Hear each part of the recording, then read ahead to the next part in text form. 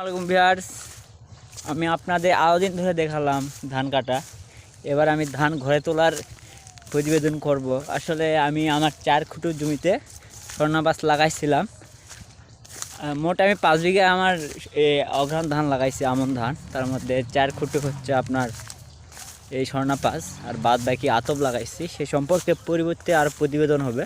চলে আসলাম আমার জমিতে আটি বানতে। আমার চাচারা, এক চাচা আরেক চাচা আছে, তারা আমাকে বিভিন্ন ধরনের কাজে সাহায্য করে থাকে। আপনারা জানেন হয়তো, তারা অনেক কাজ করে দেয় আমারে।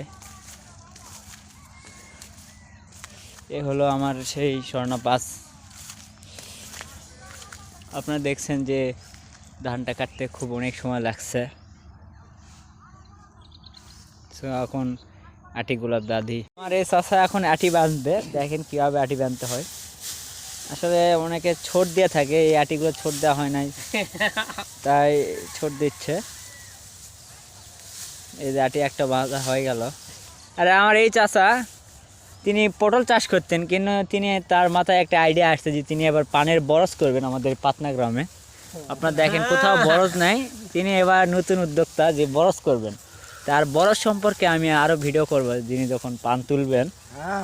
আর আপনাদের যখন পান লাগবে অবশ্যই আমার জানাবেন। আমার চাচার মাধ্যমে পৃথিবীর এপার থেকে ওপার আমি পান পাঠাবো অবশ্যই, ইনশাল্লাহ। অবশেষে আমার এই পাকুড়তলার মাঠের 7.5 কাঠা জমির আটি বাঁধা হয়ে গেল।